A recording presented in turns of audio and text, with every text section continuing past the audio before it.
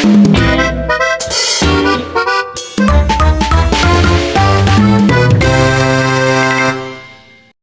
ini bermula dari sebuah keluarga yang harmonis.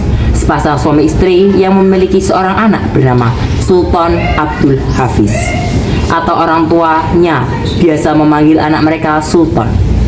Sultan baru saja lulus dari sekolah dasar dengan nilai yang cukup memuaskan. Kedua orang tua Sultan telah memiliki rencana untuk pendidikan putra tunggal mereka. Mereka berencana memasukkan Sultan ke pondok pesantren tempat dulu ayah Sultan menimba ilmu agama, Pondok Pesantren Fatur Rahman. Kedua orang tua Sultan berharap bahwa anak mereka kedepannya dapat menjadi anak yang paham dengan syariat agama dengan baik, karena kelak Sultan akan menjadi seorang pemimpin.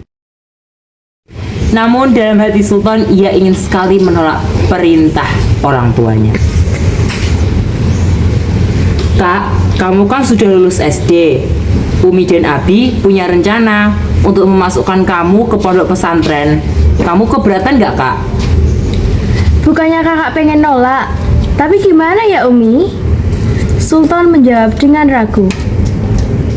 Kak, maksud Abi dan Umi ingin sekolahkan kamu ke pondok itu agar kamu bisa belajar agama dengan lebih baik dan dalam, Kak. Ya sudah Abi, kakak setuju. Setelah orang tua Sultan bertanya kepadanya, Sultan setuju. Namun ia sendiri takut karena sebelumnya di sekolah dasar Sultan sempat dibully dan dikucilkan karena sosok Sultan yang sedikit pendiam dan kaku.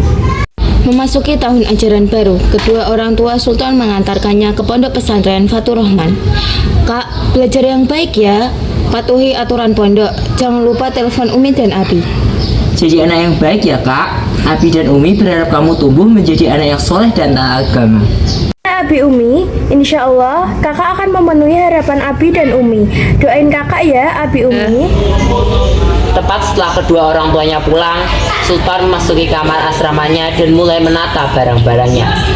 Sembari menata barang-barang, Sultan mencoba melawan rasa takutnya dan mencoba memulai berkenalan dengan teman sekamarnya yang lain. Namun, banyak dari mereka justru hanya cuek dan tidak peduli dengan kehadiran Sultan.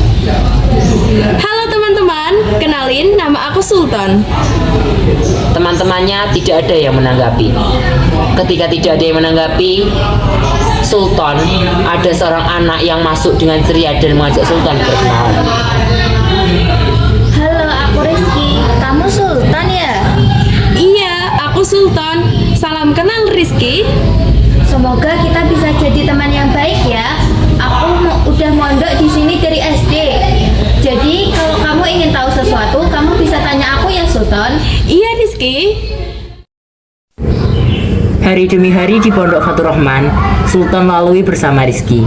Mereka tumbuh menjadi sangat dekat dan bersahabat.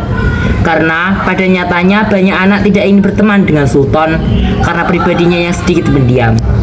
Begitu dekatnya Sultan dan Rizky, Sultan seringkali melakukan segala kegiatan di pondok bersama dengan Rizky. Dengan kedekatan mereka, Rizky pun memulai menunjukkan sisi kenakalannya pada Sultan. Riz, kamu di mana? Ayo sholat jamaah. Kita udah mau telat nih. Aku di belakang, Sul. Kamu kesini deh. Astagfirullah, Rizky. Kamu sejak kapan ngerokok kayak gini? Kamu mau, Sul? Nih, kalau mau, Rizky sembari menyodorkan rokok miliknya kepada Sultan. Astagfirullah, Rizky. Aku nggak mau. Aku udah janji sama Umi Abi. Alah, sekali doang mah gak apa-apa, Sul.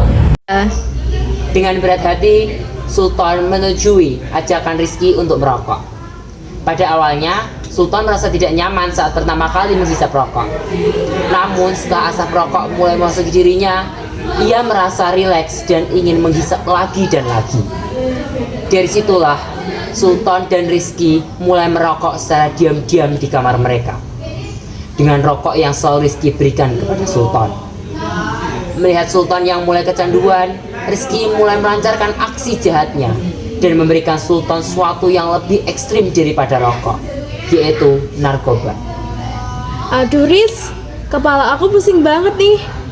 Kamu ada obat nggak? Ada nih. Gimana? Enakan nggak kamu. Mendingan sih, langsung hilang pusingnya. Obat apaan ini, Riz? Aku mau beli juga. Nggak usah beli, minta di aku aja nggak apa-apa. Setelah lama kecanduan rokok, Sultan seringkali merasa pusing dan akhirnya terus-menerus mengonsumsi obat yang diberikan Rizky.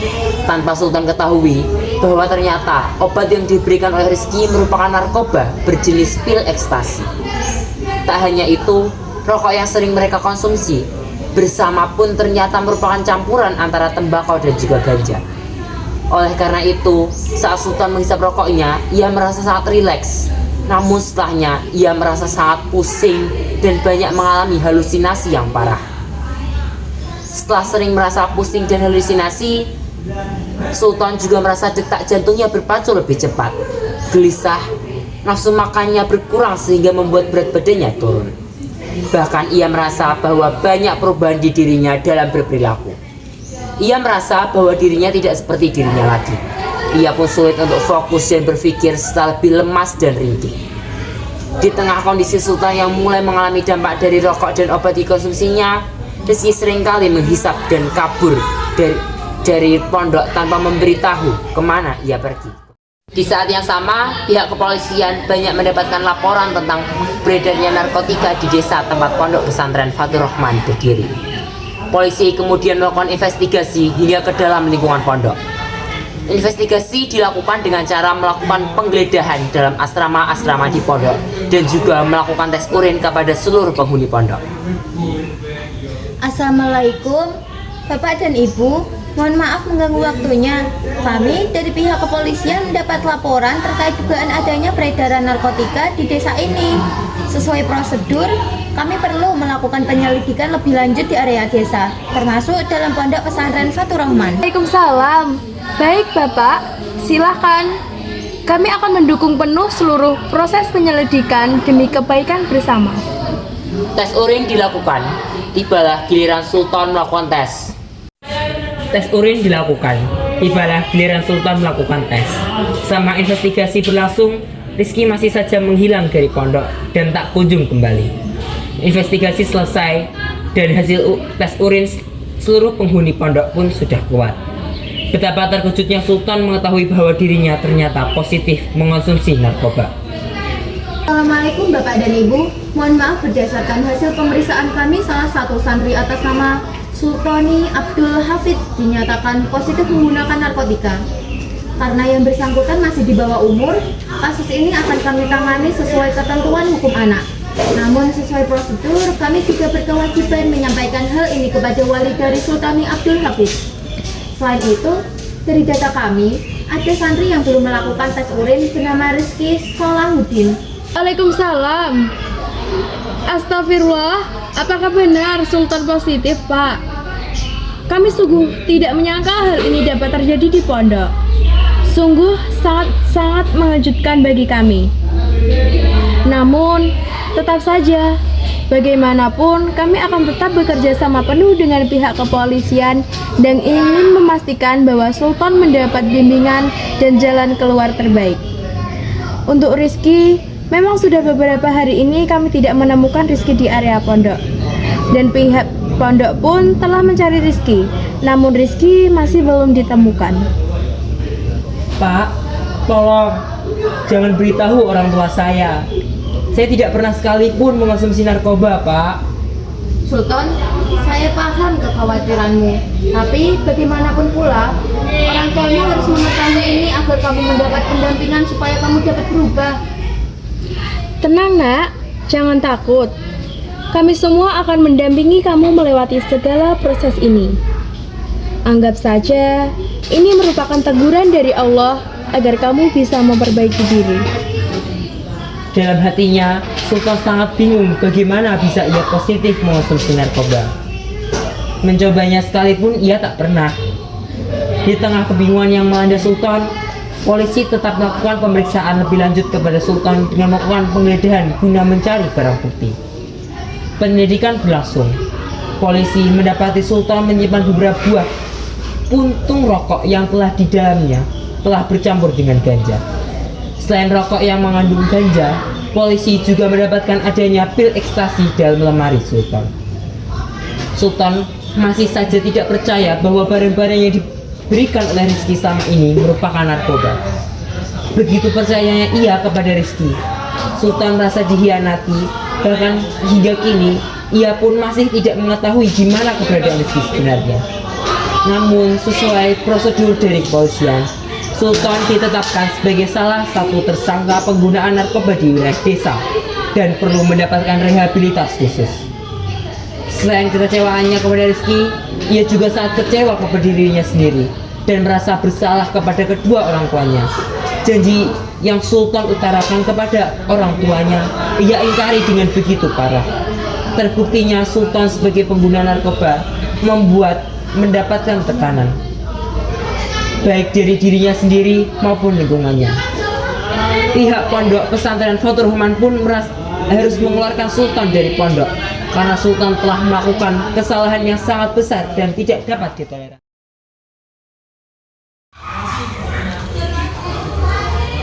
Mohon maaf Bapak dan Ibu, karena pelanggaran yang dilakukan oleh Sultan sangatlah berat. Dengan berat hati, kami harus mengeluarkan Sultan dari pondok. Kami harap Sultan dapat segera pulih dan kembali ke jalan yang benar.